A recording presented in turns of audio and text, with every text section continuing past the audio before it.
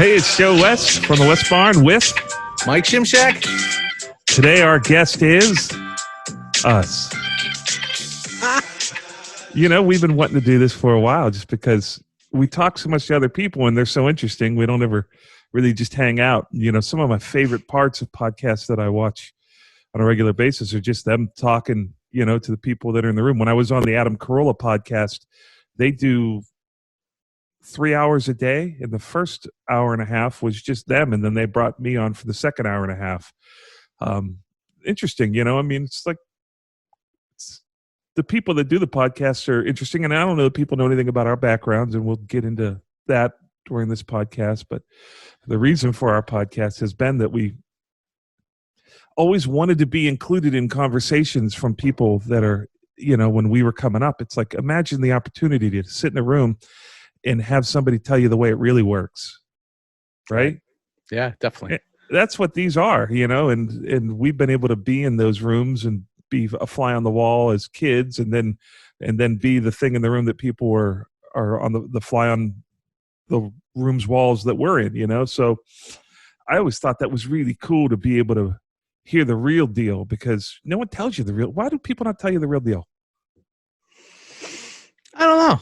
I'm not sure. I mean, maybe it's fear that you might steal the gig, or I think as musicians we have a lot of that, right? Like where, like, you know, people are afraid that if I show you this this trick, you're going to use it and you're going to now get the gig. And there's tons of it's just insecurity stuff. You know, it's a tough business. It's a tough business. It's super competitive, and you know, I think a lot of people just kind of, you know, that's how they retain the gig, they think. I don't personally subscribe to that, but I understand. I also think that people, it's the Instagram theory where people want their lives to look cooler than what they really are. Right.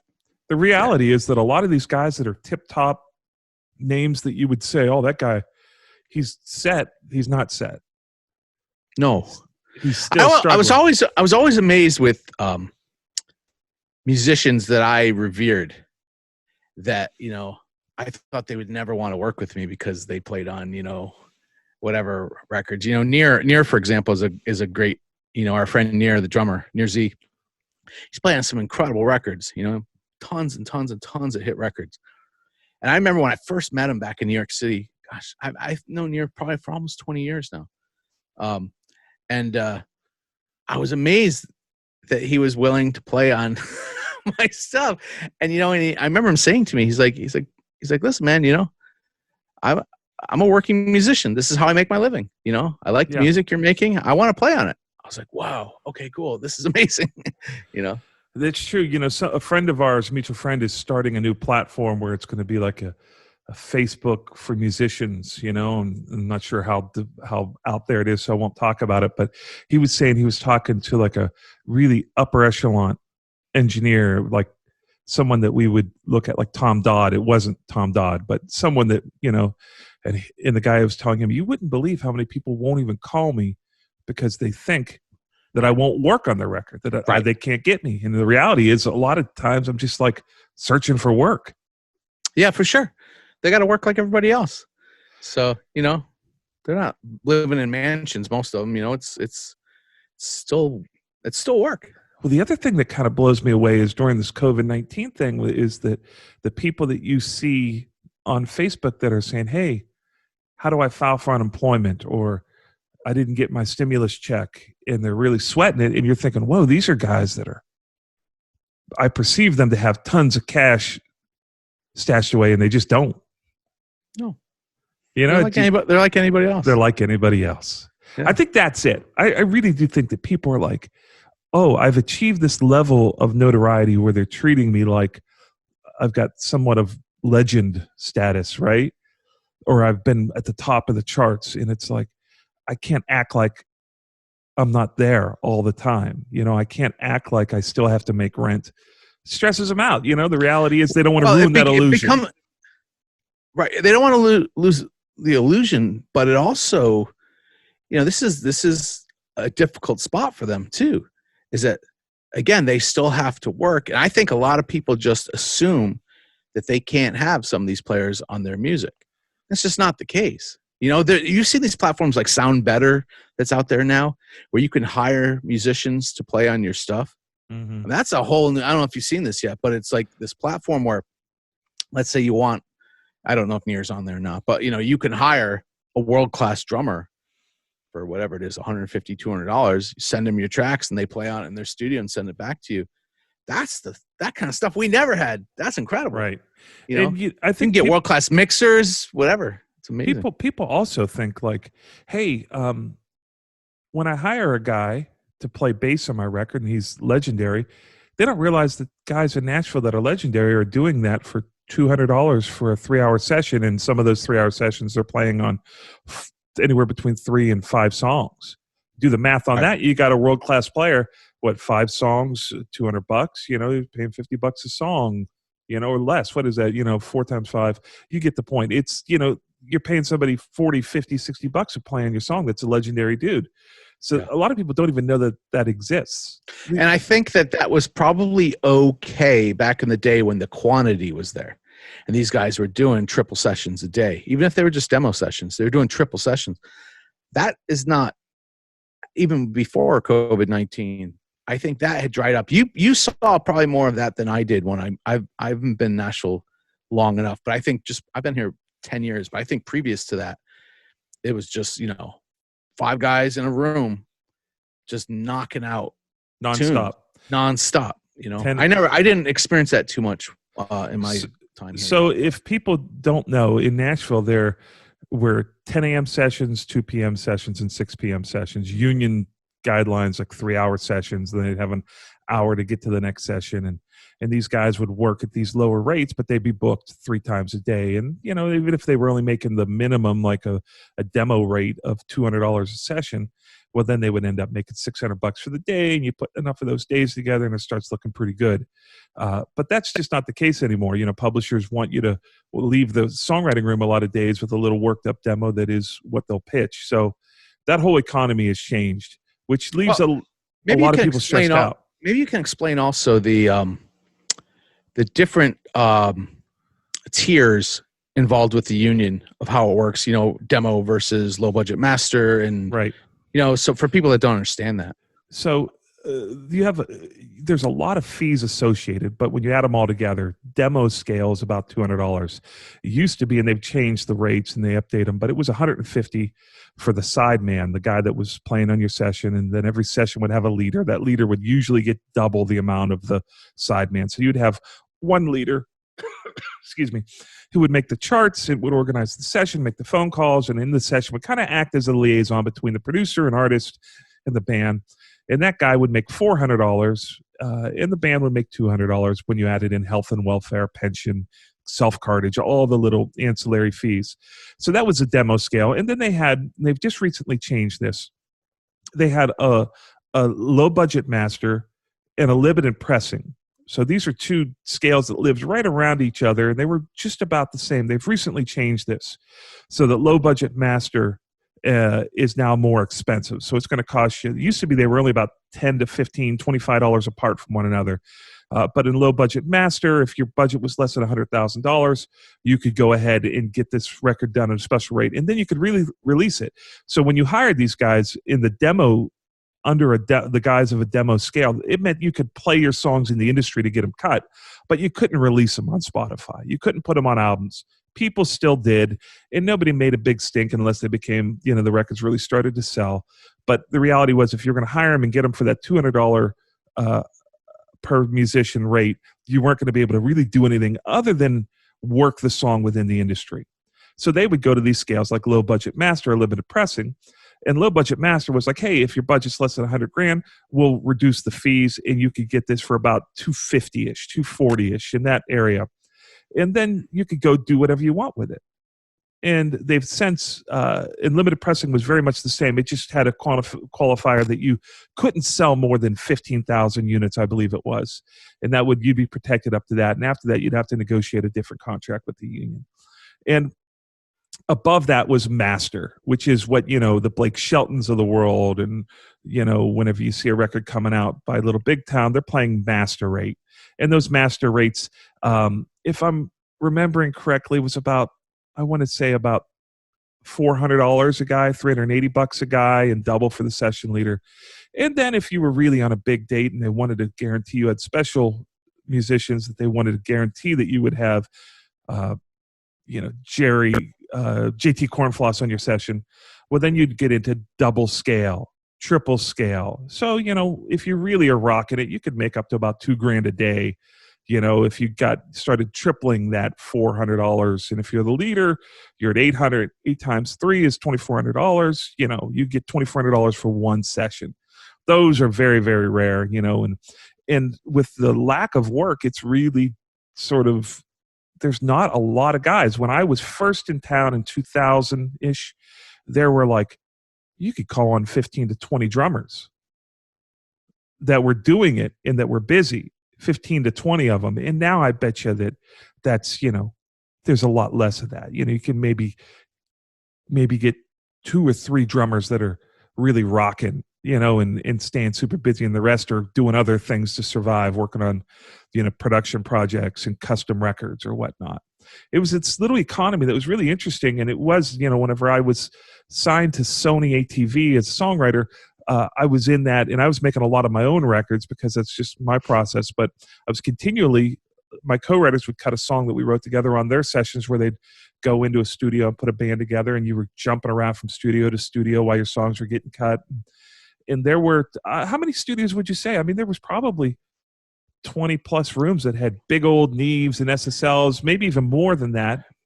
I never spent a whole lot of time in the big studios, unfortunately. I'd always come from the, by the time I got into recording, it was Pro Tools and a couple nice pieces of outboard gear, and I was doing everything at home. It was a treat for me to go to a studio. I still to this day love going. It's fun. I love it too. As much as I have that kind of at my spot, right?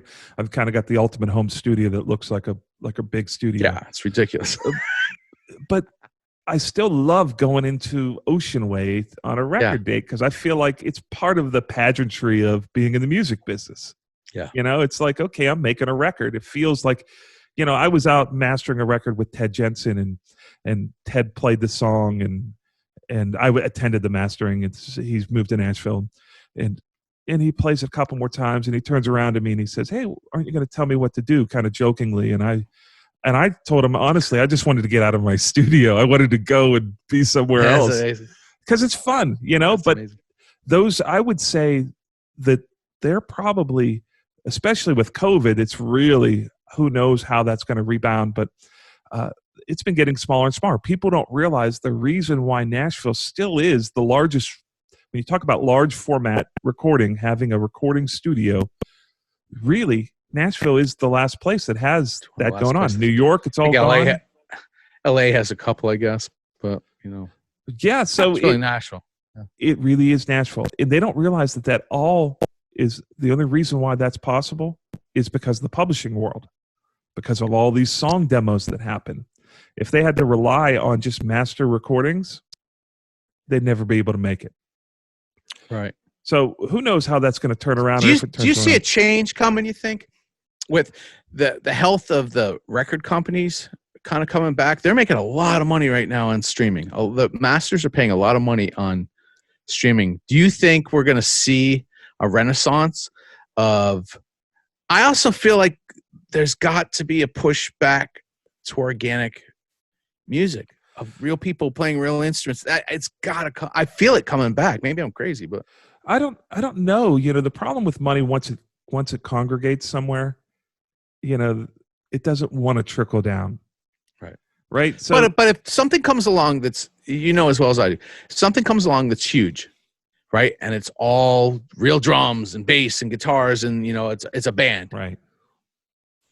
I think if you had a big this is also there's no business that has more following to it.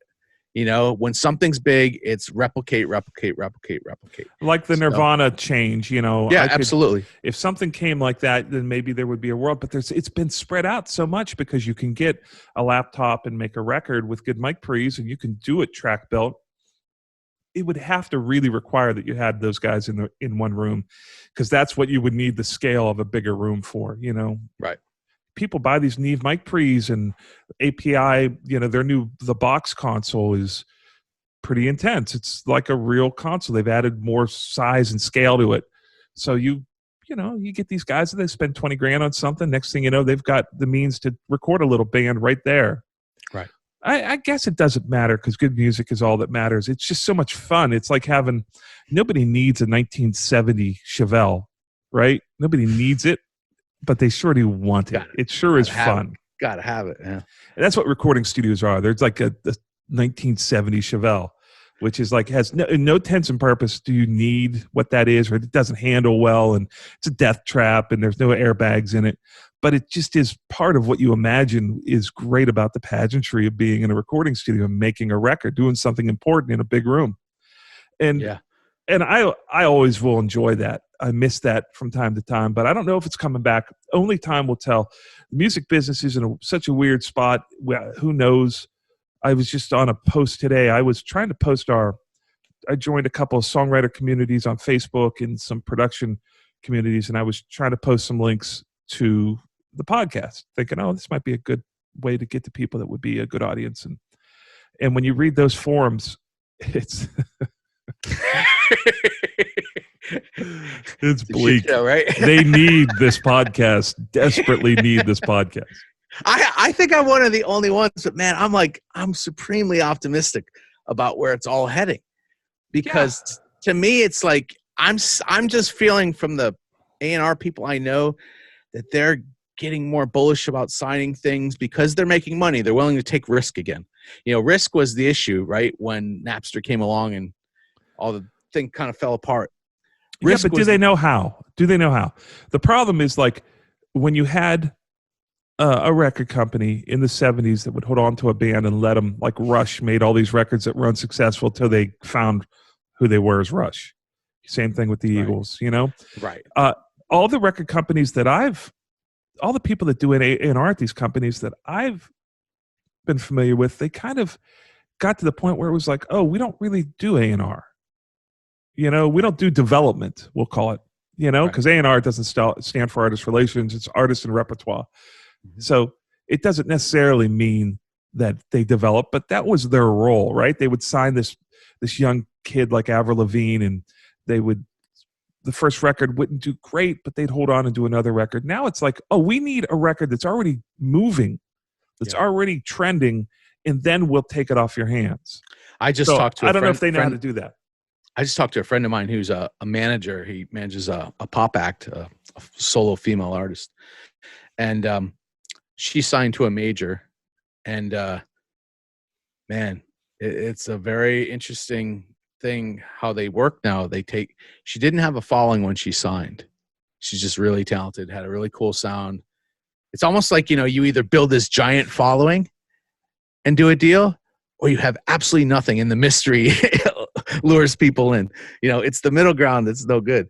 But anyways, they did the latter, where they didn't have a following and just, willy-nilly sent it out, and they got a bite by I'll leave the names out of it, but an enormous legendary record guy who loved the stuff, signed them, but they're just putting music out and just, hope, like, they put it out every 6 or 7 weeks, I think. And, he was just saying to me, he's like, it's crazy because you put it out and you're just, if it doesn't react, you'll get a push at some playlist because they have the major label connections at the playlist. But if it doesn't react, it's got a 1 week life on the streaming services. 1 week, and then it's pulled off all the playlists, and next, and it's rough, man. That's tough. Like, it's an interesting conversation too. The labels did this tricky thing where they got into bed with streaming, right? And got ownership. They leveraged copyrights. So for songwriters like us and artists, they leveraged media that they had administrative rights to, right? That they shared ownership, but they leveraged that to get a purchase position for them in these streaming services. So they're doing well on a financial standpoint, but that isn't necessarily flowing to the artists. So I have an issue with that. I don't like the way that they leveraged the content that we brought to them, but we didn't get any benefit from it. Yeah. So that's uncool. They've also got relationships where they they live off of their catalog. So they're still making money off of, Carole King's tapestries. It's like their model goes forward regardless. Whereas creators are only as good as the thing that you're creating that year. And if you don't have success with it, well, then you don't eat that year, or you don't eat well, or you do other things to eat. So there's this odd thing. It's like, yeah, record companies do have power to maybe get on some playlists, but the consequence isn't there for them. It's not something where you're equally yoked. You don't have the ability to have a record that fails. You have to have a record that succeeds. And lots of artists that I love from the 70s failed for years before they found out really who they were. Right. So we're in an interesting spot. I don't know what the answer to that is, but I don't like the way the table's set, in regards to, like, you might miss out on Bruce Springsteen, the next Bruce Springsteen. Well, you and I have had these conversations before where, would Billy Joel work today? Would he? I don't know. I would hope so, but I don't know that to be a fact. But that's a great example. Like, I think Billy Joel took a couple records, right, before he kind of like really hit. There's a couple records for The Stranger and all that stuff. What was a record that was sped up? Because I think that there was like a Cold Spring Harbor. Cold Spring Harbor, I think it was. Yeah, I think like Just the Way You Are is on there. There's something on a slower song on there that, because I heard the version of it, and it was so weird to hear it sped up. Yeah, I don't know. But I think I'm pretty sure it's Cold Spring Harbor is the name of the record. It's to get back to it. It's incredibly fragile. The studio world, being a session musician, being a producer, being a songwriter, incredibly fragile, incredibly difficult to maintain. Uncertain times, we don't know what's coming back, but it all goes back to what it is. It doesn't matter if you're a farmer, you're here to farm. Yeah. Right? And I've made the argument that downtimes are the best part of the music business because the people that should be in it stay in it. The people that that you see in these forums that are like, well, I gave it a shot. I went to Nashville for the weekend. They didn't like any of my songs. Right? No, I mean, it's a war of attrition. That's what's great about this podcast is that it is a peek behind the curtain. Conversations that you're not privy to. That's what I want it to be. Yeah. Right. So you're not privy to them, but you get to sit in and see how the real sausage is made and realize that what this is, it could be a 10-year town. It could be a 1-month town. Yeah. It's incredibly arbitrary, but if you know the terms, the one thing that stays is if you have resilience, and if you're in it and you should be doing it, there's no controversy. You're going to do it whether you make money or not. I saw this amazing interview with Michael Beinhorn, the producer, and he was like, nothing pisses me off more than musicians that treat it like a vocation. He's like, it's not a vocation. This is a way of life. This is who you are. And if you don't treat it like that, you'll never succeed. If you just treat it like a job, it's not a job. It's way beyond a job. And that's always been an interesting thing. Like, I've never been very good at the work-life balance, because this is my entertainment. It's my work. It's everything. It's all I've ever wanted to do. And frankly, it's the only thing I'm any good at. Right. I can't do anything else. But how is somebody who's a weekend warrior, somebody who sang karaoke and played in a couple bands in high school, how are they going to compete with a guy like you? They aren't going to. They're going to do their Facebook post where they went to Nashville and spent 6 months here, or spent 8 months, or a year and a half. And it didn't happen in that length of time, so they're going to go back home. The reality is that you just can't compete. When you were telling me that you've been working 12 hours a day on this new record, and it's like you had mentioned the other day, and you've been doing this for, you're 50, and you've been doing this forever, and it's like you said, you looked up at the clock, and it was like nighttime. You had started in the morning, and you're like, holy cow, where did lost track of time. Nobody who's doing it for a day job is going to be able to do that. So we all argue about what the music business is and how fair or not fair it is, or equitable. But at the end of the day, it takes care of itself. It is very much so an ecosystem where the folks that do that are going to be the folks that end up having the occasional successes. That's just the law of the jungle. Yeah, I do believe that you can. There's people that have families and they maybe later in life realize they want to get into this thing. And, where there's a will, there's a way. It's going to be harder than it was, you know, for I think the rest of us that got in before the, you know, before I had my kids and stuff. I was headlong into this thing long before I had kids, you know. But it's like anything else, where there's a will, there's a way. You hear people starting, you know, businesses, not music stuff, but businesses later in life and making the sacrifice and it working. And it's like, I don't know. I feel like you can kind of pull off anything you want to pull off. It just might take an extraordinary amount of hard work and dedication. Here's the other thing. Beyond what you've ever tried, you know. Is what is your version of success? Well, that's right. You know, we've got friends that are more successful than us that are miserable, right, and feel like they aren't successful. You know, if you tell me your version, and people have told me this, hey, I'd love to have my song in a movie soundtrack. That would be success for me. So, you know, you got to scale and see what it is you want out of it and see what your expectations are, you know, and yeah. If you're doing it for that, there's nothing that annoys me more than people telling other people it's a pipe dream what you're trying to pull off. Like, I hate that. And as I've heard, you know, I know you've had this too. There's people that like you're like, you know that they're probably not gonna make it. But I will never tell somebody you should just give up, man. You should never, you know, like that's a horrible thing to me. Well, I mean, what's the point of it? You know, there's no point. And you know what? Who am I to say? I don't know. Right. I mean, that's the thing. There's songs at the top of the charts right now, right, that I don't like. I would have never picked them. I didn't get Beck, you know, as a kid, listen to that stuff. I was just like, yeah, this is not for me. You know, it's like that went on to make a ton of money. Right. You know, so who am I to tell somebody? There's also people, this is a good point. I'd like to tackle this topic with a guest. There's people in every town like Nashville that live off of the people trying to make it. So there's whole businesses set up in Nashville where you come to town, you desperately are seeking some sort of reinforcement, some sort of interaction with people, some sort of like engagement. And a lot of the people that they meet up with, these entry-level people, are people that are like, hey, I'm going to teach you I'm going to tell you if your song is good. Give me this money and we'll have this night where we pitch to publishers. And you pay us this money and you'll get a publisher's opinion. It's like, goodness gracious, that does not matter at all. Publisher's opinion? You know, I mean, that's not going to make your song any money. And also the fact that it's just 3 new opinions, you know, but there's a whole underbelly of Nashville of people who, by the way, haven't been successful.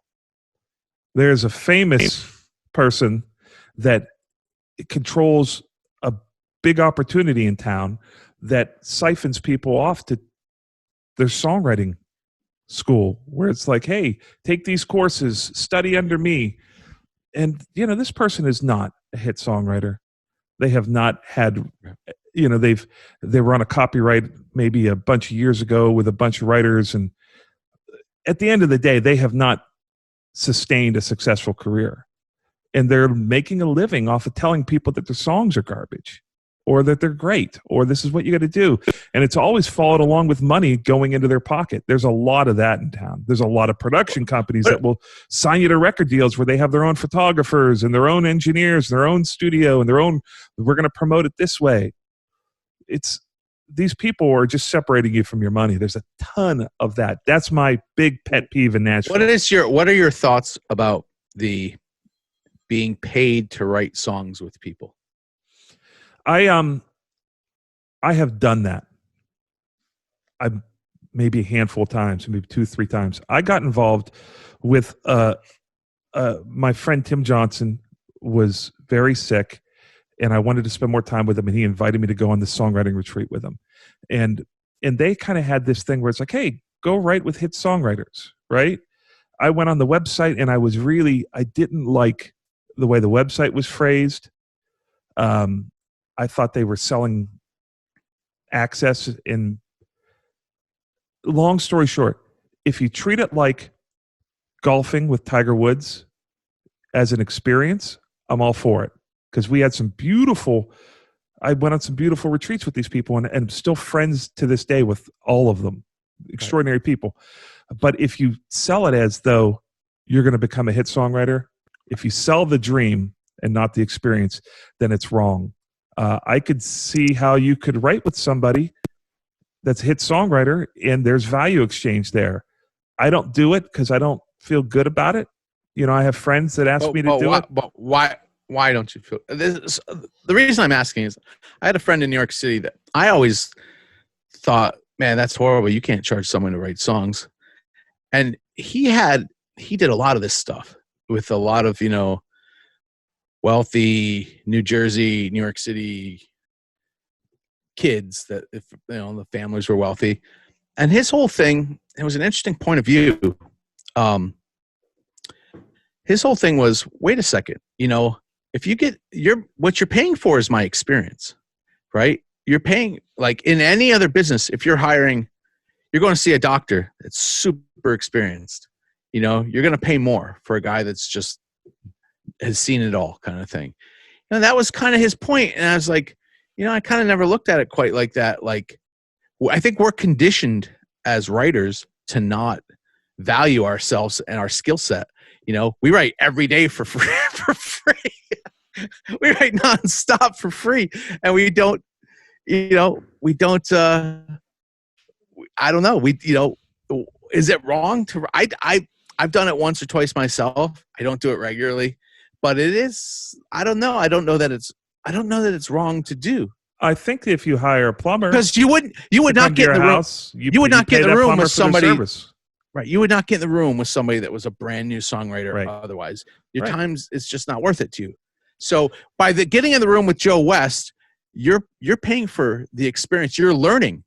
Joe West is teaching you. 100%. And as long as that person, I'm not getting money from that person under the guise of, sure, you are going to become a hit songwriter. I'm giving you access, an inside track. You're paying you are paying to become a pro songwriter. As long as it's not sold as that, I'm 100% okay with it. Right. And, you know, there's a lot of songwriters that are fantastic songwriters, and they're really great teachers that can change these people's lives. I learned how to step up my songwriting game by writing with all these hit writers in town once I started to have success. So I learned so much from being I got my ass handed to me when I moved to Nashville. I thought I was the shit when I rolled into town, and I got humbled so fast, you know. And how much have you learned from that experience? You've become a much better songwriter years later. So it's definitely, there's a ton of value exchanged in it. You just can't sell the dream. You can't do it. I agree. And that company, once I said, hey, I'm uncomfortable with this, they actually changed the language on their website to their credit. And they provided incredible service. Those people, one of those guys, I went on to write 4 or 5 songs that got cut. And because we became friends, we started writing. He wrote the whole lo-fi record with me and Jamie, all but 2 or 3 songs on that record. He's a co-writer on. Yeah. And we didn't charge him for any of those co-writes. We became a friend and a peer. And I ended up having at least 3 or 4 major label cuts with that guy where he and I co-wrote that those songs went on to be on major label records. So I don't think I think the process is actually a really rewarding process, both for the pro writer and the student. But you can't do that thing where you're saying, hey, I'm opening a door for you. You are going to be a hit songwriter because of this, or it's going to give you a shortcut. Can't do it.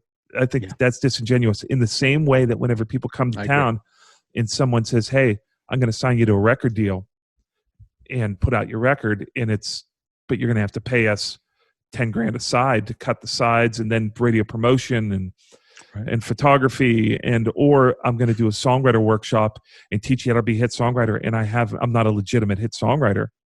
Marty Dotson and Clay Mills have a community called Songtown, and I've always forwarded people to them. Yeah, they're legit. Great. Those guys have had multiple number ones each. If you go into their offices, they've got Billboard, not Billboard, well, they have plenty of Billboard awards, but plenty of BMI and ASCAP awards hanging on the walls. These guys have lived, breathed, and survived, paid their bills by being songwriters. That's who you should learn from. People that have done that. And those guys will be the first ones to tell you. I haven't taken their course, or I don't know anything about people that have gone through their course. But those guys will tell you what it's like to be a songwriter. You're not going to get, who is this person that is in town that will say, hey, I don't make my living as a songwriter. I make my living off of listening to people's songs and critiquing them and then telling them how to become hit songwriters. Why would you go to somebody who's never caught a fish? Go to somebody that's done it. Somebody who knows the ins and outs, the nuances of it. It's very different from the stands watching an Indy race than being in the Indy car, right? Yeah, for sure. A lot to be learned from that experience. So I think there's a lot of value there, but it's sleazy, man. I don't like the vibe. I don't personally do it. I have friends. I got a buddy of mine that I went down to Houston, not Houston, but to Austin. I flew down there to play a songwriter show with Win Varble and Lee Thomas Miller. And one of the guys that brought me in was like, hey, man, I want to bounce some song ideas off someone in town. And he's like, I don't want you to, I'll pay you. And I'm like, no, I don't want to take your money. He said, well, hook me up with someone that you think I can pay. And I said, man, just come on over. And we hung out. We listened to his music. I gave him some of my interpretations of what I thought about, like, oh, this is what I think is, you're really going in a good direction here. And this is how I get to this whenever I'm songwriting. Spent the whole day with him. Had a great time. Love the guy. He's been good to me. He's hired me in the past. Didn't charge him anything. For me, I would personally rather just do that as good human being kind of mojo. And I do that when people come to town. I tell them I'll meet with them and have a coffee and tell them my bent on the music business. What the last 30 years of my life has proven to be truthful to me. And I think a lot of that might be truthful to them. But I don't presuppose to tell them there's only one way to do it or that their music is crap. That's not my role. You know, I just want to be a part of furthering it. You're extremely generous with that kind of stuff. You do that more than anybody I know. I enjoy it. I enjoy it. So it's not that generous, is it? You know, if you enjoy it. You enjoy the teaching aspect. I do. Like you really do. You're very good at it. That's why the Apprentice Academy is so successful. You really enjoy it. You can tell watching you do it that you've got this knowledge and you're willing, unlike earlier what we were talking about, you're willing to share everything. Why not? Everything. Why There's not? Nothing, I still go to Joe and I asked him questions the other day about de-essing. And he gave me some amazing tips. I've been doing the de-esser before the compressor. Now, like you said, it's a game changer. Good. Total game changer. Well, and the joy I get out of that is that I can reveal all of my secrets. I had an engineer that worked for me for about 7 years. His name was Cord Phillips, really talented. And when I couldn't do a record, people said, hey, will you do this? There was a record with the guys from, drummer from Double Clutch, the guitar player from Black Label, Nick Catnese, the side guy, and the bass player from Queensryche. Wanted me to do this rock record. And I desperately love doing rock records, but I just couldn't do it because of my schedule. I had my engineer do it. He went on to do 2 records with those guys. Had a great relationship. I told him every single one of my tricks. And when he did records, they didn't sound anything like mine. They were brilliant. But that's the thing about this. You're not going to give it away and then people will know your secrets, because your secrets are all filtered through your DNA. When I sit down at a console and the little changes in faders and compression and 2-bus compression and tape machine saturation that I decide on, that's just like I could sit behind a Mackie console and do that. Or I could sit behind an SSL and do it. That is so personal that everyone has a sound. So when you give them what you think is all this intellectual property that is yours and your secrets, the reality is they go out and they do it, and then it sounds totally different. But they've got a philosophy that they're looking at music like. I love to be a part of that. Ron Petroff's another guy that he did a record for Brent Shuttleworth that has yet to be released that I could have never done. I could never have done that record. And it's a brilliant record. No, I've made a bunch of records with Brent. It wouldn't have sounded like that if I did it. That's a great thing, because you were producing Brent and you said, this is like the key to all success in the music business. You said, you should be doing this record with Ron. Who in their right mind does that? Well, I was really impressed. I kept tabs with Ron, who's been on the podcast, for those of you listening where there was a podcast from the West Barn with Ron Petrov. But I saw what he was doing, and the slant that he, again, it's all like, right? It's not the gear, it's the ear, right? So, Ron was really programming some amazing hip hop stuff, and Ron has a true deep love of hip hop. Like, it's deep with him. I like hip hop. It's not the thing that I wouldn't. Ron is hip hop. That's like Ron is hip hop.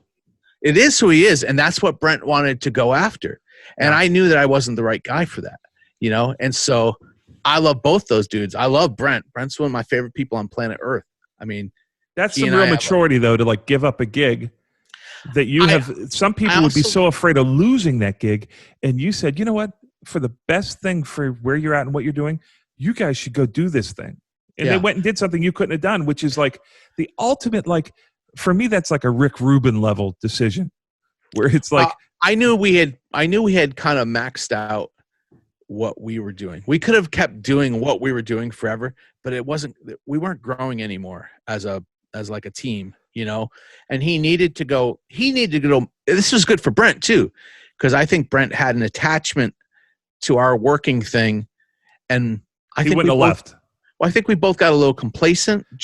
He wouldn't have left. That's no, just probably not.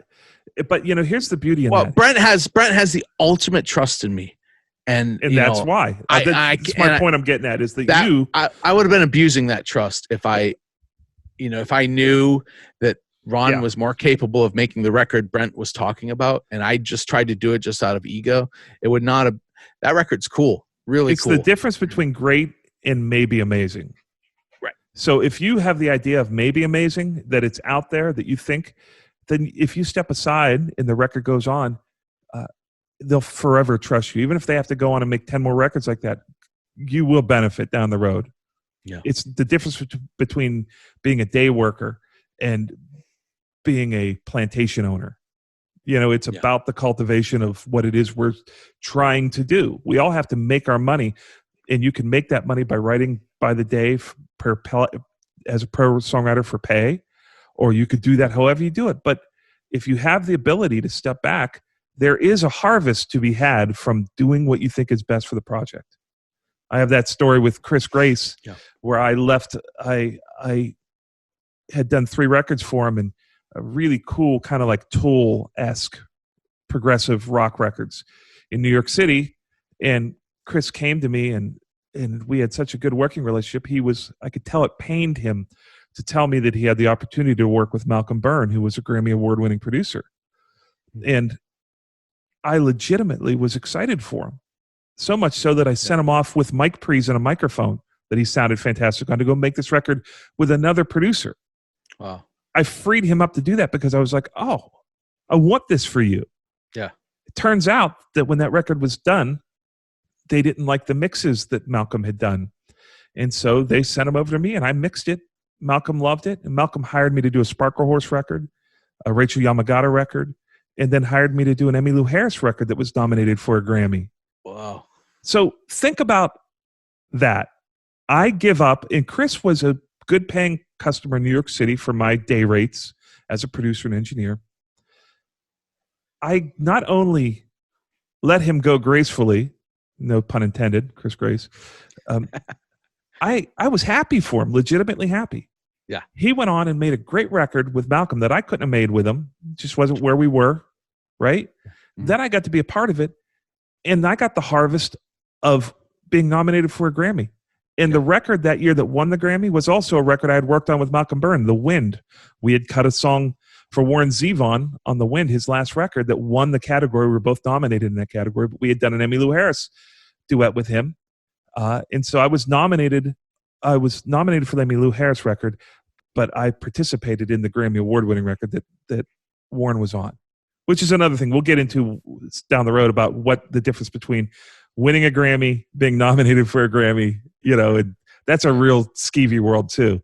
Yeah, but that resulted in me moving to Nashville, where I went on to have a bunch of hits as a songwriter and produce a bunch of records. My whole life would have been different had I made the decision to hold on to that little tiny gig that I had with Chris Grace. But you see what I'm trying to get across here is this whole story that flowered out of it. And now me and my family have been living in Nashville for 15 years. I probably wouldn't even be here. I came to Nashville to make that Emmylou Harris record with Right. Malcolm. It's incredible what happens when you let the universe unfold. This is an evolutionary process for me, though. I would be lying to you if I told you I haven't had artists that I was working with that have left to work with other producers, and I was thrilled about it. There's definitely, there's been times. This is kind of getting older, I think, where I just kind of let stuff go a little bit. There are plenty of records with artists that went off to work with. There is other a things, moment. and I was pissed. There's a moment in every philosophy where you have to buy into it. Yeah.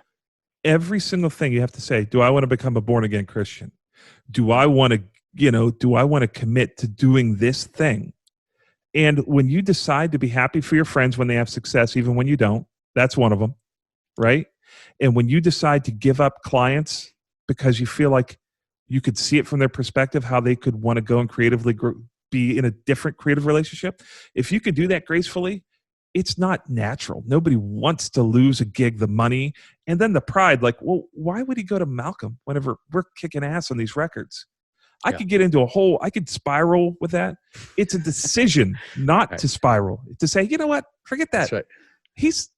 I don't own him. I want him to be happy. I want his music to be what he hopes it can be. Right. Who am I to stand in the way? I'm lucky for the time we had together. Not to mention that parlayed into a whole other life for me. Yeah. Imagine had I squashed that and become ignorant and upset. He probably still would have worked with Malcolm, but my life would have been completely different. My decision was based off of something that was not maybe organically natural for me to say, go do that, but to make a decision that that's the person I want to be. It sounds totally hippy dippy, but my philosophy on all of it is that it all happens exactly the way it's supposed to happen. And it may not seem logical at the time. I went through, a really, really, really painful divorce, as you know. And unlike the fun divorces people go through. And I was distraught that's the light version of what I really felt like. But it changed me fundamentally as a person, and I get along super well with my ex-wife now. Like, she's more like a sister to me. And we weren't meant to be married, but I didn't see it at the time. And that taught me a real lesson. The deepest lesson I probably have ever learned my whole life is that it all happens how it's supposed to happen. I'm 100% happier now than I ever was, But 6 years ago, you could have never convinced me that I was going to feel the way I do. And that taught me that, everything happens how it's supposed to happen in terms of what we're talking about with artists. That's a great story that Chris left. And then that led you to, you got to work with Daniel Lanois. Yeah. Maybe the greatest ever do it. That happened because of that directly. Came in for a couple weeks and produced. That wouldn't have happened if you kept working with Chris. I would have been mortal enemies with all those guys. Yeah. Yeah. No. So it's interesting when you say that. It happens a little bit with age. It's hard to imagine when you first move to a town and you're just like so insecure and vulnerable about the reality of whether you can actually make it. You're riddled with, I'm not good enough. What are the chances? Yeah. And then when you look back at the life, I got a lot of that. When you look back at your life 10 years later, you can see how it was all supposed to happen and how organic it was. That one thing right there changed me and maybe these words will fall on deaf ears if you're in your 20s and watching this podcast. And you do need to live your own life. But I think that you'll eventually find that when you go through it and you see it from the other side, it makes it easier. It gave me peace going forward. I don't put as much levity on decisions. I used to say, what if I say no to this publishing deal? What if I say yes? What if I get tied up? I used to struggle over these decisions. But after living the life I've lived, I look back and I say, it's okay. I'm going to do my best, my due diligence, but I'm going to go ahead. I'm going to have peace with my decisions because it's worked out for the past 30 years in the music business. every decision I made. I Right. was offered to go out and work on the big Metallica record when they blew up to be a Pro Tools editor in like 98, Yeah. 97. And it would just have been like this probably pretty bad job, hunkered down in a room editing drums, as I imagined. But it was a huge opportunity. I said no because it just didn't make sense to me. Had I gone out there, my life would be completely different. See, having enough of those big things and then realizing, well, if I hadn't done that, well, then I wouldn't be here. I wouldn't have met my wife. I wouldn't be in Nashville. I wouldn't have written that song or been in that publishing deal. It gives me peace going forward whenever I have a big decision to make, to say, okay, I'm going to think about it and do my best, but I'm not going to lose hair or sleep over this decision, because it's already, in a certain sense, predestined. Your life kind of has a trajectory that you, as magnetic north wants to pull you, your tendency is to go and have this life. So it really helped me, because I see people struggling with decisions, and I'll tell them that. I'll tell them, like, hey, just so you know, for me, it's been this way. And it's just really about who you are, and you're going to have the life you're going to have. You're a good person. You make good decisions. Keep doing that. Yeah. Don't stress out about this one decision about whether you should let somebody use your song in a truck commercial or not, or if you should play your song for this person. These are little things. Don't lose sleep over them. Just do the bigger things, and it all works out. Have you ever seen that Bruce Lee interview? Be the water. Be like water. He says, "Be like water, my friend." He's talking about how, you pour water into a vase, it takes the shape of the vase. It's in a stream. It just goes where it's supposed to go, right? With no resistance whatsoever, right? Mm-hmm. Resistance is the enemy of. You perceive art. That your career should go a certain way, and you'll fight and fight and fight, not realizing that it's actually going to be much bigger and better. The potential. Yeah. I don't know. And by the way, I don't know if my interpretation of that Bruce Lee thing is correct, but I choose to like my interpretation of it. And it's like, that actually was a huge game changer. I mean, I probably said to you, I've said to everyone I know, be like water. And it's just like, get rid of the resistance. Stop with resistance. Just go with the flow, man. Yeah, just go it doesn't mean it'll take you where it's supposed to go. It doesn't mean be a hippie and get into a Volkswagen microbus and travel the country. It means do what you're doing. Show up, work, be great. Try to be a genius every blue moon. Yeah. Whenever you got something good, try to do the best you can to get it exposed to people. Yeah. The story of these songs, some of these hit songs that we've had, and the story of how they ended up getting to the artists, it's so jacked up. There's no like, oh, you put it in the pile goes here, that goes to this person, it goes boop, boop, boop. It gets there however it gets there. If it's going to get there, great. If it doesn't, you can't stress about it. These things work out as they're supposed to work out. Doesn't mean you don't work hard. Stress is resistance. No. Right. Sometimes you're fighting against your best outcome. Exactly. It's easier said than done, but it's like, I also just think that comes with age, It does come with age, and it's like, for me, who is like, I'm going to work hard. I'm a doer, right? I'm going to work hard, and I'm going to do it. If they did it, why can't I do it? Well, part of that is a plan. And the second that something deviates from your plan, you've got to be like, no, I'm building this thing that I'm a doer. But you have to learn how to be a doer and be a pivoter and say, wait a minute, there's a much bigger building to be built over here. This just opened up. You have to be open and available to that. And that's really tough for me. That was a learned behavior. Were you this way? When I started, I wanted to be making records. And when I was making records, I wanted to be tracking them. And then I wanted to be mixing them. When someone wanted me to mix a record and track at the same time, it just made me feel like my head wanted to explode. I didn't like it. And then whenever I was writing, I'd be like, I want to write it, I want to produce it, I want to mix it. And there would be 3 months of writing, 3 months of producing, 3 months of mixing, let's say. I've grown into this person now that's always writing, always mixing, always engineering, always producing. Yeah. And it was tough to get there, but I'll stop in the middle of the song and add a bridge if it needs to happen. Or if there's an opportunity, I'll hit the space bar and go out on the porch and write with somebody who showed up on my porch, and we'll write something. Where my body did not want to do that. But these are learned behaviors of how to be productive. I always wanted to write this stuff. I didn't really, I think this is probably a lot of insecurity in my own abilities, but I never I only got into production because I had to. I couldn't afford to make demos. I couldn't afford I was fairly prolific in my younger days. I just couldn't afford it. So it was cheaper for me to buy a Pro Tools rig, Pro Tools 5.1. Shout out to the 001.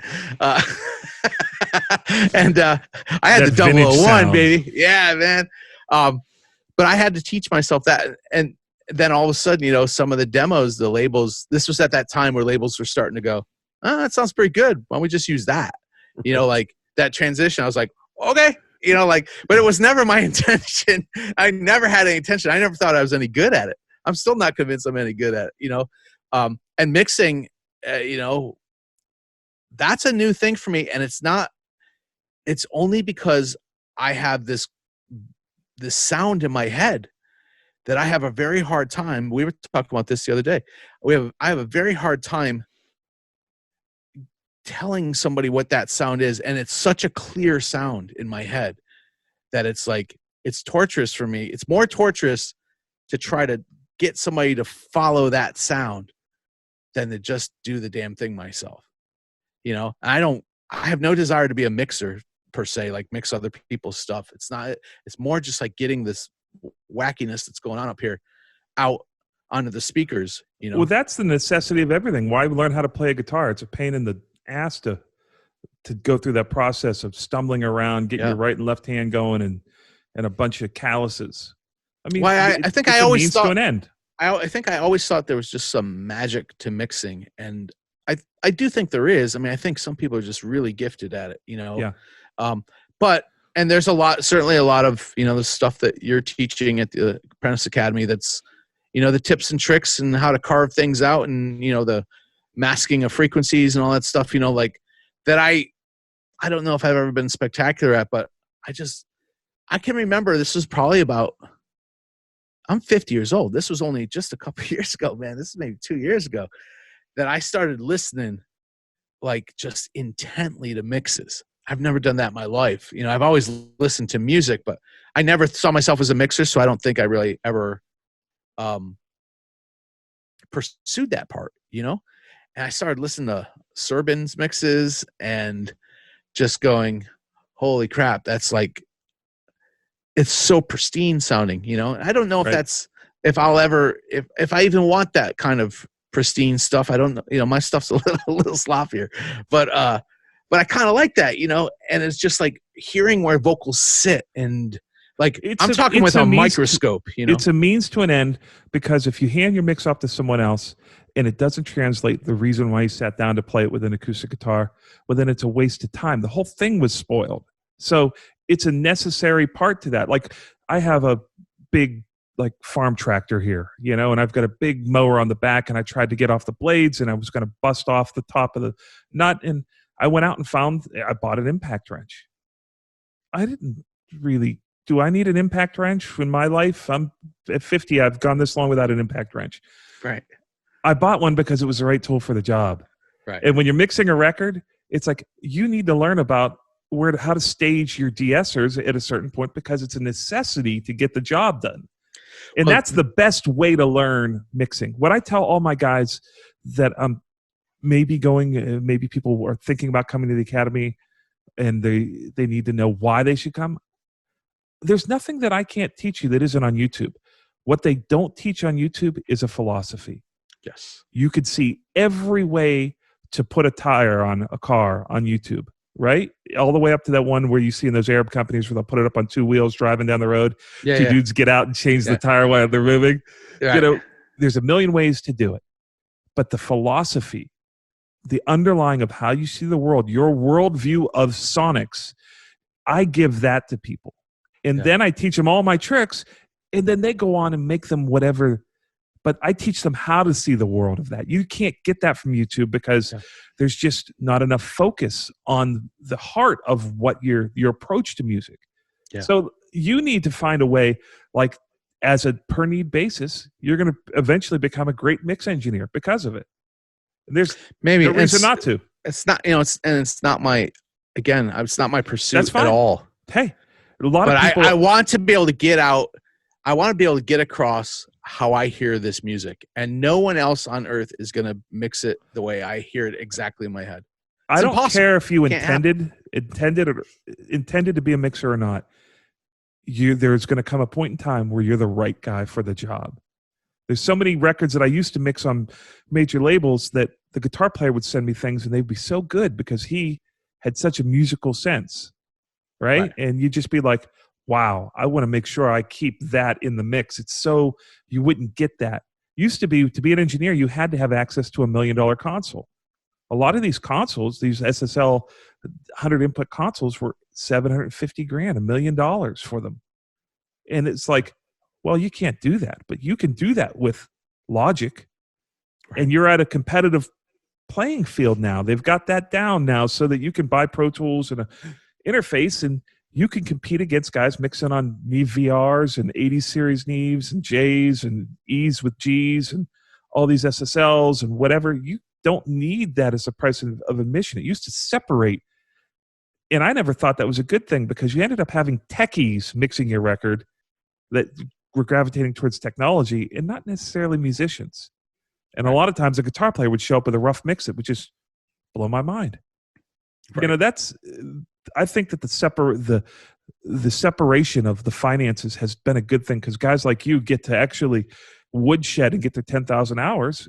And maybe you never intended it, but you might just be the next great mix engineer that everybody connects with. Maybe that would be a great thing. Well, yeah, cool. Yeah, it'd be cool. One of the great byproducts of the digital age. Well, yeah, I love that about music is that you can. Sometimes the guy from the cheap seats can knock it out of the park. Yeah, you know, and it's like, well, that guy shouldn't. Why does he get a voice? I can remember being a kid standing around an ADAT. We had this big mix magazine looking studio. We're all looking at this ADAT, the black-faced ADAT that had the VHS tape that would go in. Oh, yeah. And we were all like 3 or 4 engineers looking at it like it's like that monkey scene where the monkeys were looking at the computer in 2001. And I'm looking at it and we're all going, you think this is a problem? And all the engineers were like, I don't think it's a problem.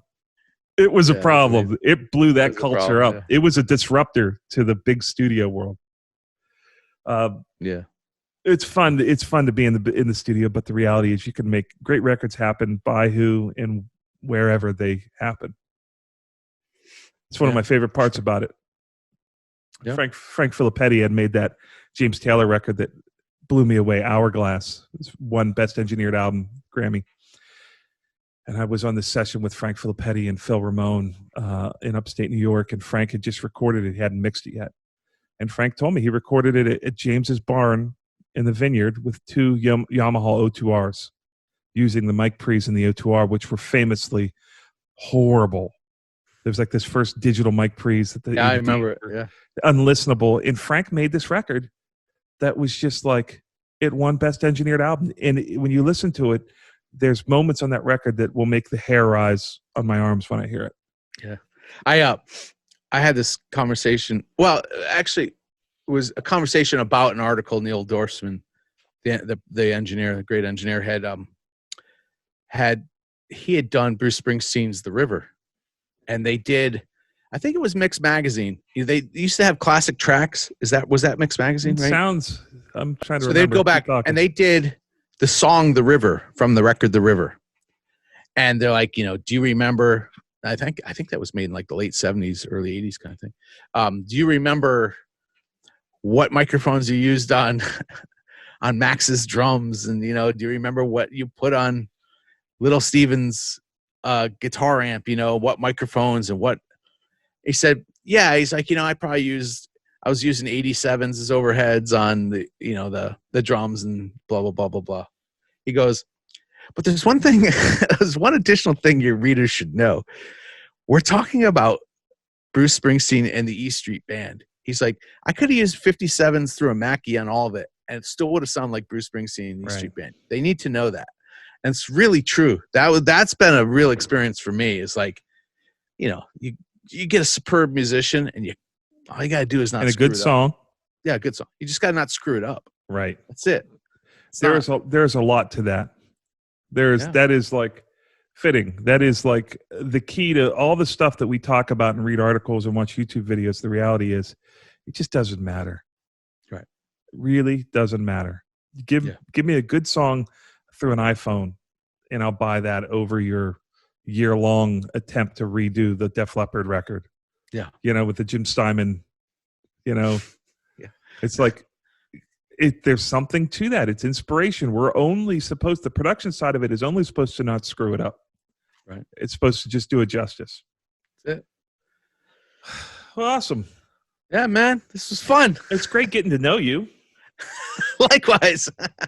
We didn't really talk about each other at all, but no. But oh, man. Well, I will tell you that I was a big fan of the Laura Bell Bundy thing. I knew you, but we weren't buddies at that point.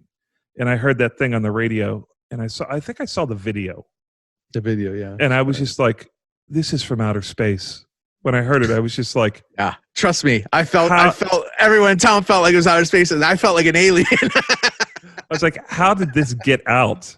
Like, yeah. Who let this be released? I mean, I couldn't believe the gatekeepers.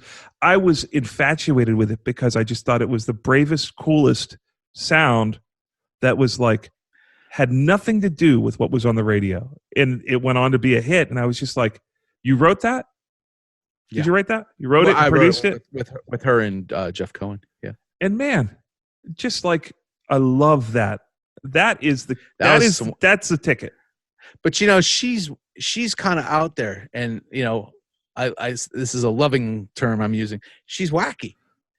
She sent me a CD with her management company. Somebody like an intern at the management company dropped off a burned CD at my house. I had only been in Nashville for 1 week when I met her, and it had 50 songs with a piece of paper with notes saying, I want guitars like Jerry Reed. I want drums and bass like Motown. She had it all mapped out what she wanted the sound of it to be. And so my job was to go and just I made a track. It was funny. That song came from a track. I just made a track, which ironically, I came from New York City and I never made tracks first in New York City. We'd always write in the room. So here I come to Nashville where it's like, it's all writing in the room. And I made a track first. And but using all her elements, this is probably why it sounds so strange. I just went and found like fiddle loops and like drum, I found like some Motown drums and a Motown bass. And it was my first time ever using Logic. And I just put it in and you could actually probably reassemble that song with Logic loops if you know what you're looking for, but it was fun. It was stunning. The end product was stunning. When I listened to it, it was one of these things where you'd be like, what is that? Right? It was a strange record. Well, I just think that's like, those are the people. If I go to an industry mixer, I don't love going out and doing the party scene, right? But if I go someplace where a bunch of people are standing around tables and eating cheese on toothpicks, I will eventually end up in the corner with dudes like you. That's what I like about the music. Likewise. That's what I like about the music business. There's plenty of people that will do that thing, which is like the prescription of hit record, and they will just wring it out like a dirty rag until there's nothing else in it. And that kind of, that's the polar opposite of that. When you talk about like being magnetically pulled, it's like those are the people in the room that I'll find, if I'm there long enough, I'll end up in the corner with guys like you. And that's why we've been friends for how long? We've been friends. Shit, man. I mean, you were one of the first guys I hung out with in Nashville. 10 years. Yeah, I can remember. Do You Believe Me Now was #1 when I moved to Nashville. Yeah. So 08. Yeah. 08, 09, something like that. Yeah. Yeah. Wow. We should get her on the podcast, man. She's a trip. She's awesome. Laura Bell? She's somebody that is just, Laura Bell has more balls than most guys I know. She's just like, she'll try anything, man. Yeah. She's cool. Was she in Legally Blonde? What was she on? Yeah, Legally. She on Broadway. Huge Broadway star. But, grew up in Kentucky and had this deep love of country music. And she wanted to make kind of theatrical country music. And she did it. I got the gig because I was coming from New York. No one else could have done that record like that. You put her in the room with Dan Huff and it would be a forgettable record. Yeah, it was, it's funny, man. A lot of that early stuff I did when I got here didn't seem all that. Didn't they do that for the second record? Wasn't Huff on that record? I don't even Half know. of it was like Nathan Chapman, half was Huff, I Wow. think. No. It was Kyle Kelso and myself. The record was called Aiken and Shaken. Okay. And so the Shaken side was up-tempo, kind of this Motown-y thing. And that was myself. I did a lot of it, and Kyle Kelso did a lot of it. And then Nathan Chapman did the Aiken part, which was all kind of meant to be like throwback. No offense to Nathan Chapman. I think he's a great person. He's incredible. That record, when I saw there was a video of her in a bathtub, and I was just like, they ruined it. They took everything that I liked, all the handles that was on that record, all the unique little things that stuck out and caught my attention. It's like they'd taken them and sanded them down on a softball and put it through the Nashville mill. But that was just my opinion. That was her doing, in the sense that she had this very strong vision. Again, for her, she swings for the fences, man. She doesn't always hit it. She'll strike out sometimes. Giddy On Up was a huge song. I made more money off Giddy On Up than any other song, more than the Britney Spears stuff. It was put in a big video game that sold like 15 million copies. That was amazing. Give me some of that. Yeah, it was incredible. And they paid mechanical royalties. It was incredible. But anyways, she really wanted it to be a release from the Shaken side, and then a release from the Aiken side, and then a Shaken, and then an Aiken, and then and they would just rotate. That was her master plan. And we'd have to get the full skinny from her, but I think the label, if I remember correctly, they wanted to put out a different song that I had done that was in the Giddy On Up vibe. And I believe the exact line, I'll have to ask her. The exact line was, "I'll bet my career on what it." Yeah, but honestly, it's like I respect her so deeply. I don't know that it reacted like she was hoping, but you gotta love that kind of vision as an artist. You don't see that very often. Artists kind of like, bow to A&R and record labels. She had a vision, a real strong vision. And frankly, Giddy On Up was successful because it was her vision. Sorry, my phone's ringing here. Let me shut this shit off. Yeah, it was her vision, man. And like, I love and respect her so much because she's a risk taker, huge risk taker. And some of them win, some of them don't. But she's out in LA. She's married. I think she's very successful right now, doing a lot of television stuff. She is involved in Greg Becker's play. Oh, wow. She's one of the producers on it. Yeah. So she will always be somebody I just greatly admire. Well, call her. Let's get her on. I will. She sounds. I don't think I've ever hung with her. She's cool as could be, man. Well, this has been fun. Yes. It's our longest podcast. I'm looking up at the little counter. Who knew that we had so much to say to each other? We might have to break this up into 2 parts. That's okay. Let's do it. Well, I had a blast. We'll do this again. All right, bro. That's it. Signing off from the West Barn. It's Joe West and Mike Shimshack. See you soon.